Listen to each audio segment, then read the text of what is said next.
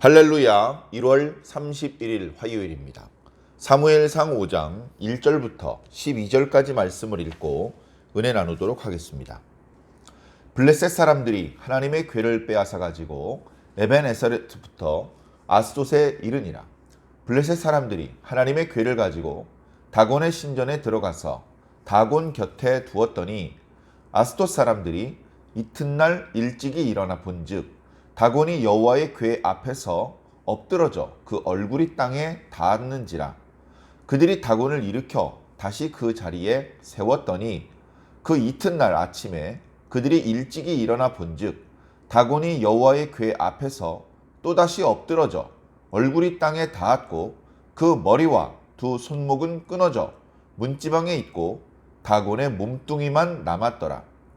그러므로 다곤의 제사장들이나 다곤의 신전에 들어가는 자는 오늘까지 아스돗에 있는 다곤의 문지방을 밟지 아니하더라.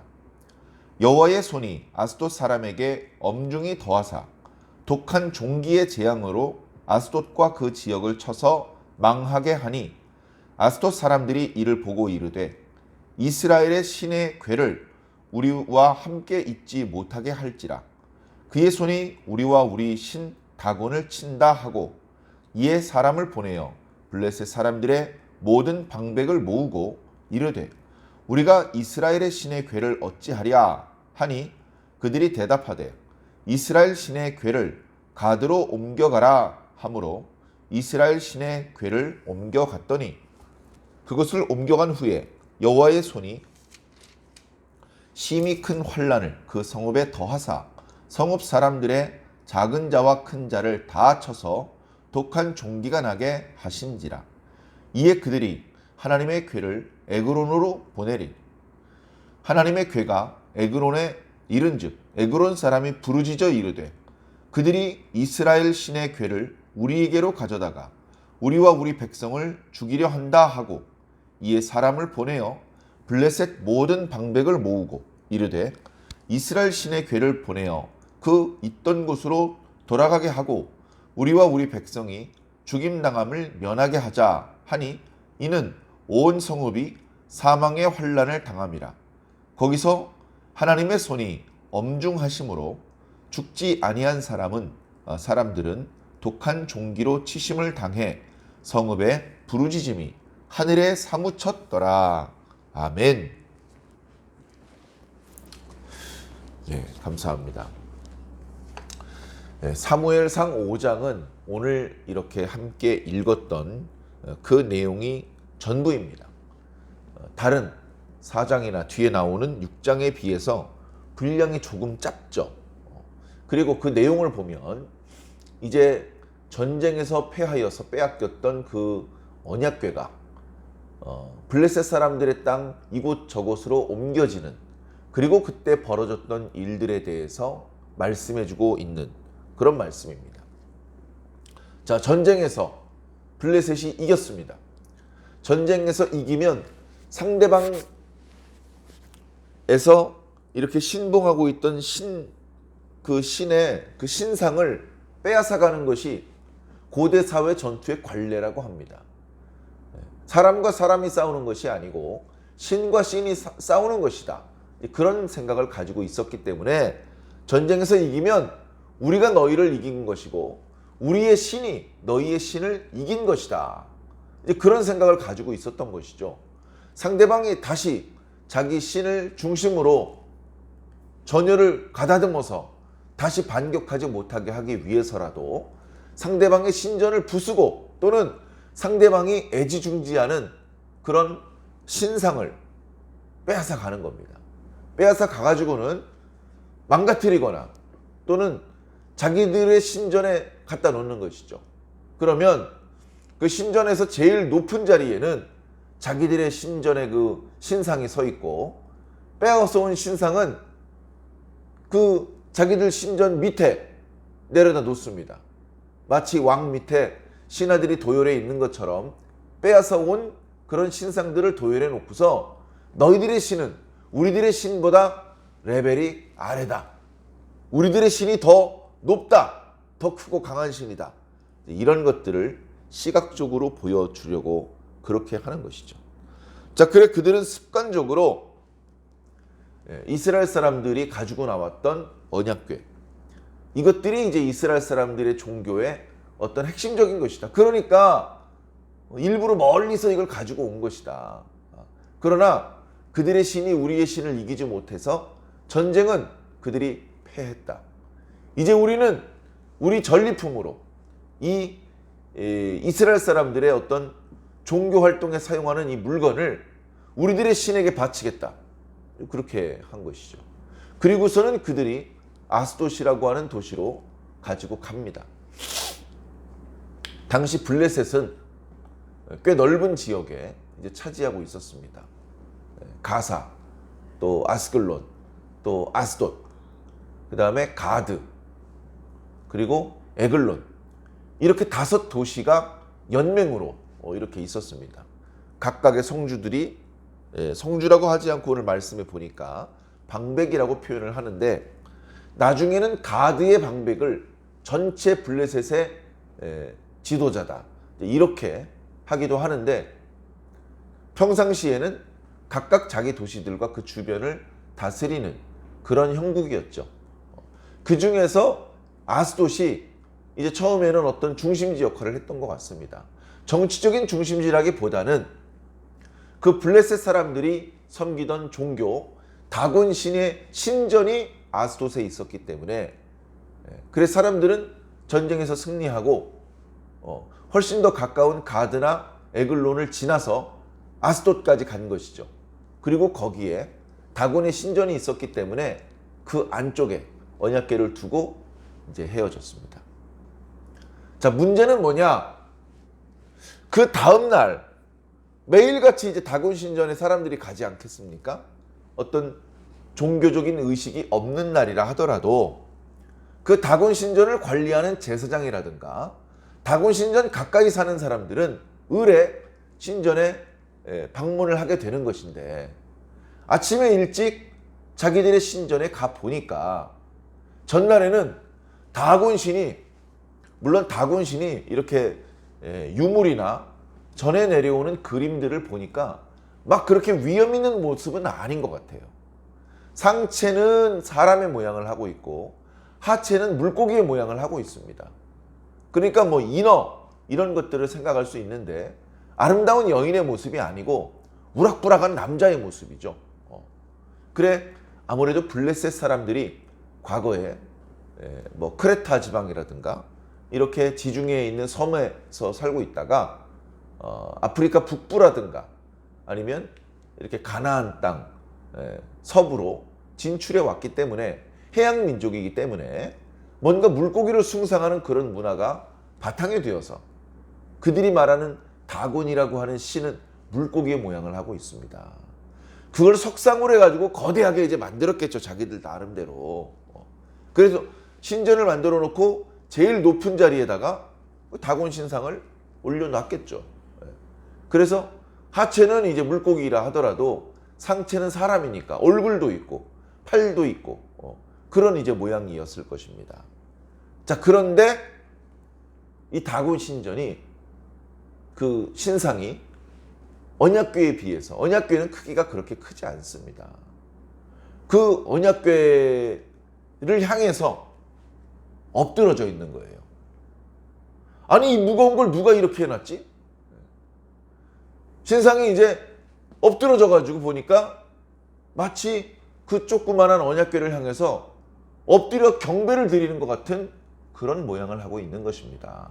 심지어 얼굴이 땅에 닿았습니다.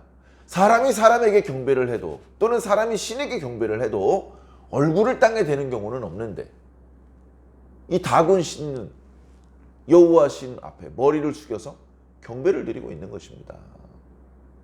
사람들이 이게 어떻게 된 일이지?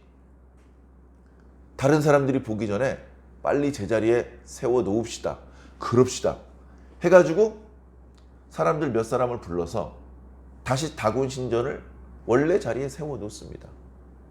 아휴, 이게 웬일이래. 너희들 갑시다. 수고들 했습니다. 그리고 이제 아무 일 없는 줄 알았더니 바로 그 다음날 아침에 일찍 다시 신전에 가보니까 또 다곤 신전의 신상의 그 얼굴이 땅에 닿아 있어요.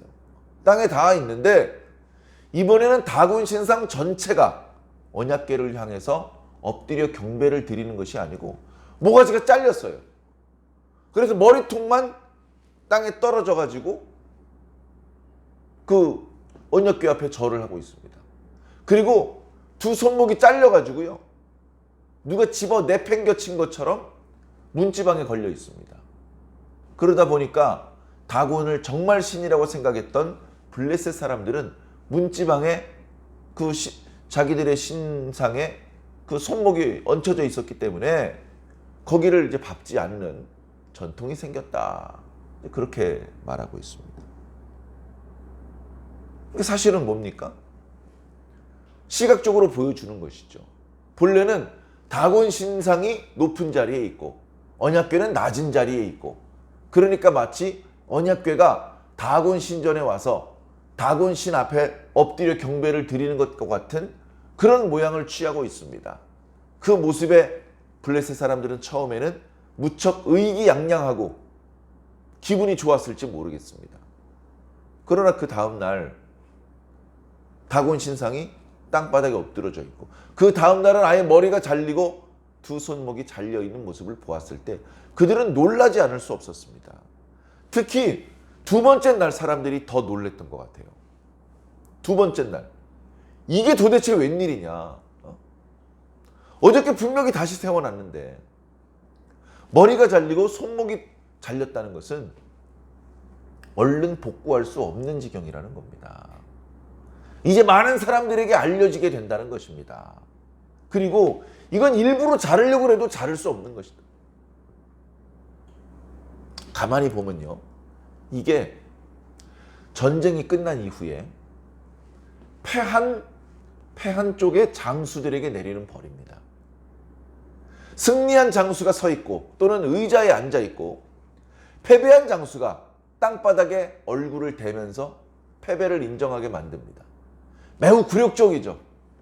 시키는 대로 머리를 숙이지 않고 차라리 죽이라고 말하는 것이 장수의 용맹함이었습니다.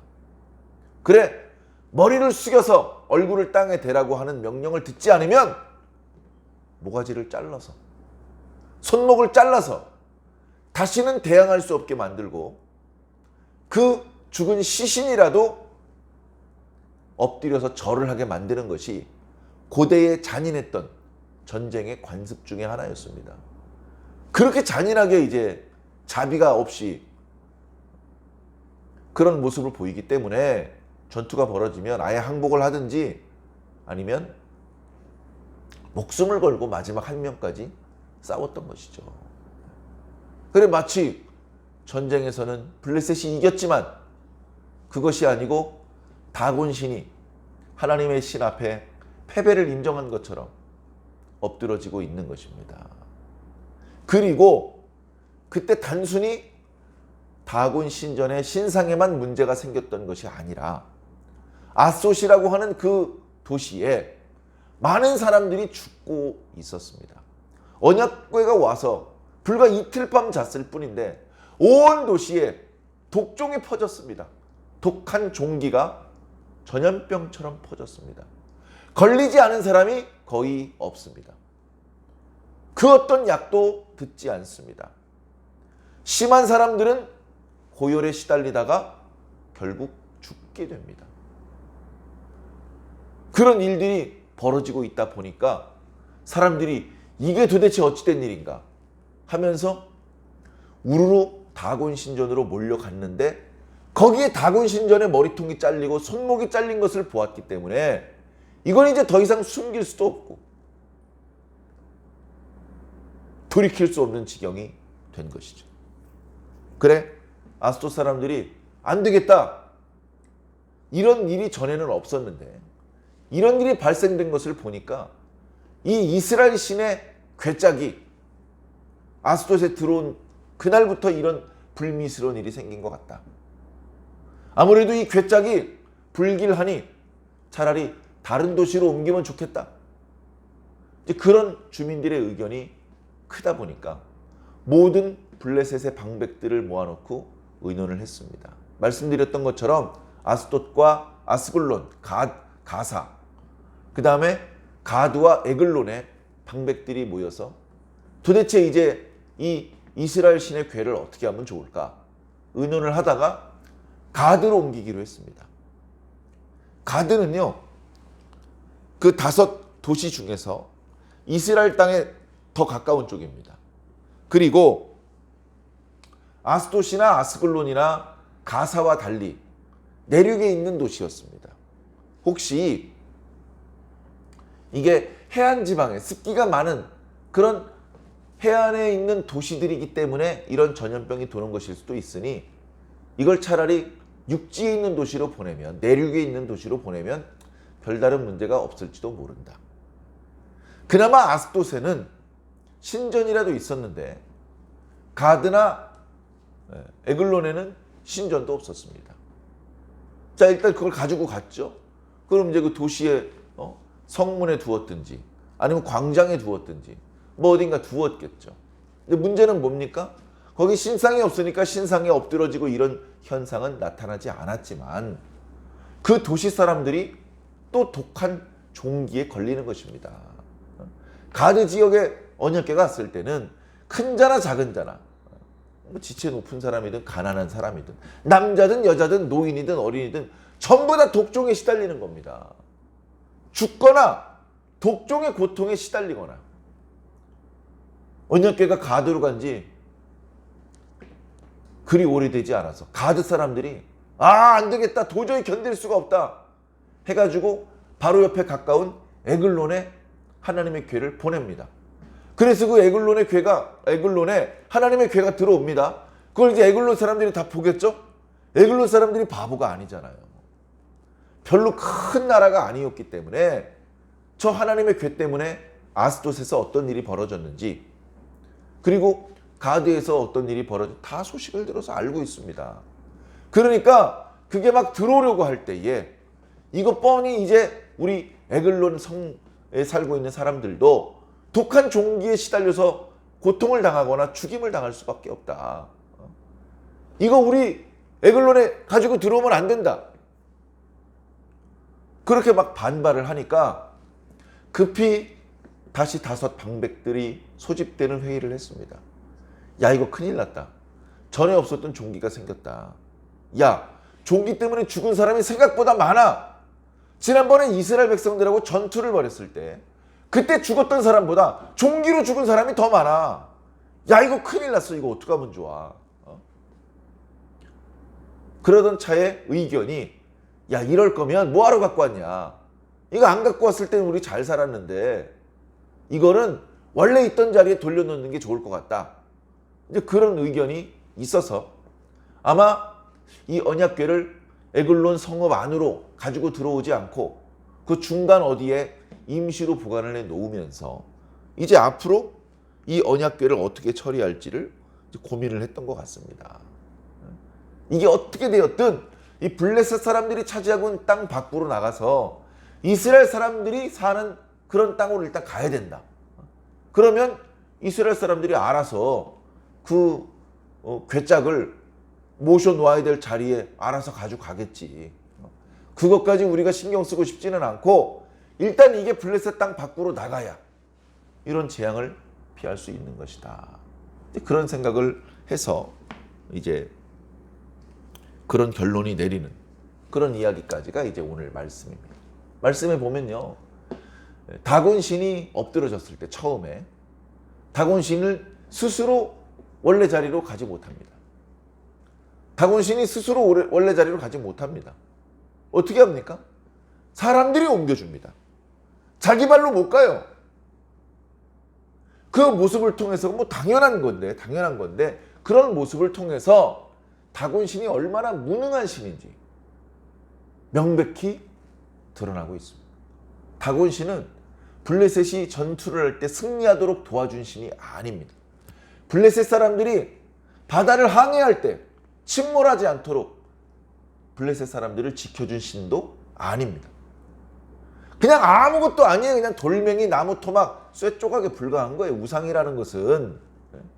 그것은 이제 블레셋 사람들이 깨달으라는 겁니다. 진짜 신은 여호와 하나님이다. 진짜 신은. 이스라엘 사람들은 하나님의 명예를, 하나님의 체면을 지켜드리지 못했습니다. 그래서 언약궤를 빼앗겨 버렸습니다. 그런데 하나님께서는 스스로 당신의 명예를 지키셨습니다. 아무도, 심지어 그 언약궤를 어떻게 만들게 됐고 거기에 무엇이 담겨져 있으며 그것이 어떤 의미를 가지고 있고 어떤 능력이 서려 있는지 전혀 알지 못하던 블레셋 사람들조차 언약궤를 두려워하고 그 언약궤를 하나님의 신이 함께하고 있는 존재라고 그렇게 느꼈을 정도입니다.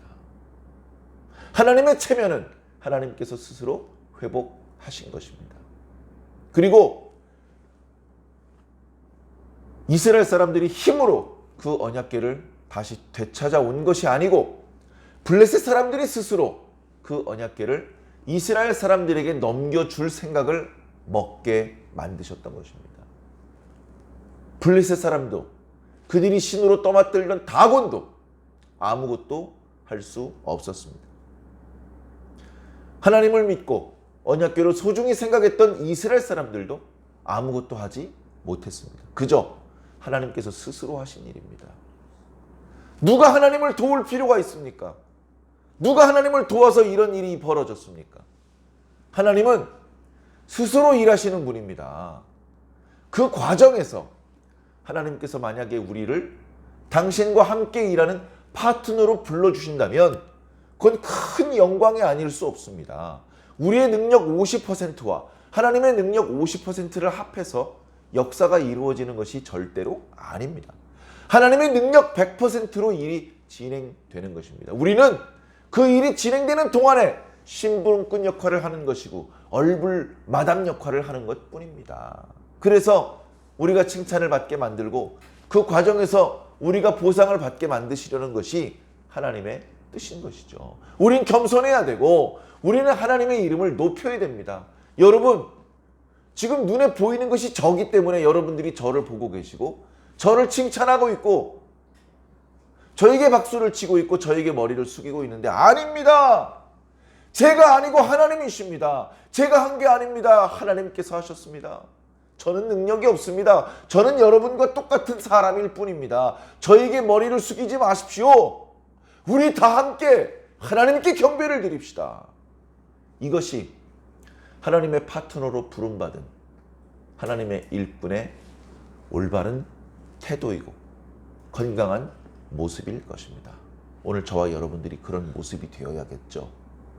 겸손해서 하나님께 부름을 받고 하나님께 쓰임을 받을 수 있는 그런 우리들이 될 수 있다면 더 큰 영광이며, 그렇게 되지 않더라도 하나님께서 여러 가지 방법으로 당신의 뜻을 우리에게 보여주시고 들려주시고 알려주실 때 그 하나님의 말씀을 무시하지 말고 가볍게 생각하지 말고 그 말씀을 잘 경청하고 귀담아 듣고 그 말씀의 내용이 잘 믿어지지 않고 내 의견과 다르고 내 마음에 들지 않더라도 내 생각을 내려놓고 하나님의 생각을 내 것으로 받아들이고 믿고 순종하는 모습을 취하시기를 부탁을 드립니다. 그것은 강하신 신 앞에 어쩔 수 없이 비굴해지라는 뜻이 아닙니다. 하나님의 뜻과 이제 우리가 공감이 되어서 하나님과 한 마음 한 뜻으로 움직여야 된다는 것입니다. 하나님은 그 말씀들 중에 믿기 어려운 내용들의 말씀도 있습니다만, 그러나 조금만 생각해 보면 하나님의 뜻은 옳으시고 하나님께서 하시는 방법은 지혜로우십니다. 우리가 조금만 생각을 해보면 하나님의 뜻이 옳고 하나님의 방법대로 하는 것이 맞다는 것을 금세 알게 되는 것입니다. 어리석은 욕심을 내려놓고 억지를 부리지 말고 순하게 하나님께서 하시는 말씀을 받는다면 재앙 끝 행복 시작, 불행 끝 축복 시작이 될 수 있사오. 사랑하는 성도 여러분, 오늘도 우리를 향하신 하나님의 뜻을 잘 헤아려 들으시기를 바라고, 오늘 하루의 일상도 무의미하게 시간만 보내는 것이 아니라 하나님의 뜻을 조금이라도 실천하고 깨닫고 하나님과 우리들의 생각이 더 가까워지실 수 있는 그런 하루가 되시기를 주님 이름으로 간절히 축원합니다. 아멘.